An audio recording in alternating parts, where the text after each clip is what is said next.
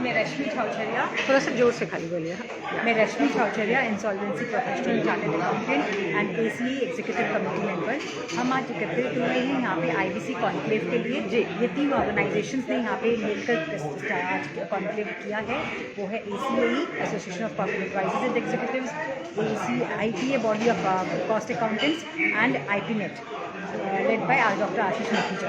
तो हम लोग सब यहाँ पे और हमारे सब आज इस संस्था में जुड़े हैं। आपके इंस्क्लैट और NCLT के मेंबर्स भी, वो हो गए जुडिशरी, बैंकर्स भी जुड़े हैं, इंडस्ट्री कॉर्पोरेट हाउसेस भी जुड़े हैं और इंसॉल्वेंसी प्रोफेशनल्स भी जुड़े हैं। तो आज जो 10 साल डेट पूरा हुआ है इंसॉल्वेंसी लॉ कोड का, उसके बाद दिस इज 10 years। हाँ, 10 ईयर्स कंप्लीट हुआ था।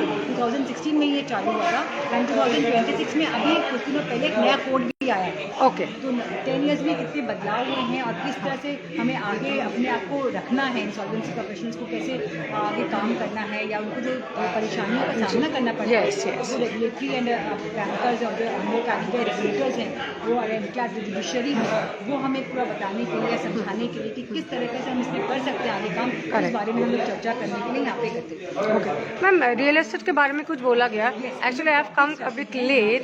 तो जो टॉपिक्स आज यहाँ पे रखा गया है वो है आपका रियल एस्टेट के ऊपर कि जो छोटे छोटे होम बायर्स हैं, जिनको जो कंस्ट्रक्शन करवाती हैं, अपने घर बनवाती हैं, उनके पैसे फंस जाते हैं, वो पैसे लौटा नहीं पाते।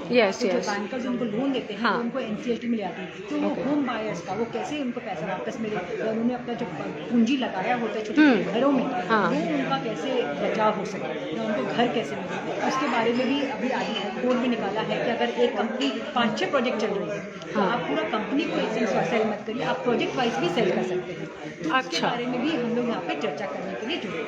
ओके। इसी तरह से और भी टॉपिक्स है। एक है डिसिप्लिनरी प्रोसीडिंग्स, कि अगर इंसॉल्वेंसी प्रोफेशनल अपना काम करते कहीं चूक जाता है तो उसके ऊपर क्या क्या एक्शन ले सकते हैं या उनको क्या क्या चीज़ अपने आप में एहतियात के रूप में अपने आप में रखना चाहिए, हमें डॉक्यूमेंट्स प्रिजर्व करें, हम इस तरह से एक्ट करें। तो उनके बारे में भी बताया गया। हाँ, डॉक्टर मखीजा ने उन्हें बोला he is not present over here. Not present, वो यूएस में है, यूएस में है, प्रेसिडेंट है और उनको कुछ प्रॉब्लम के कारण उनका फ्लाइट यूएस से इंडिया नहीं आ। हाँ, अभी तो मुश्किल है।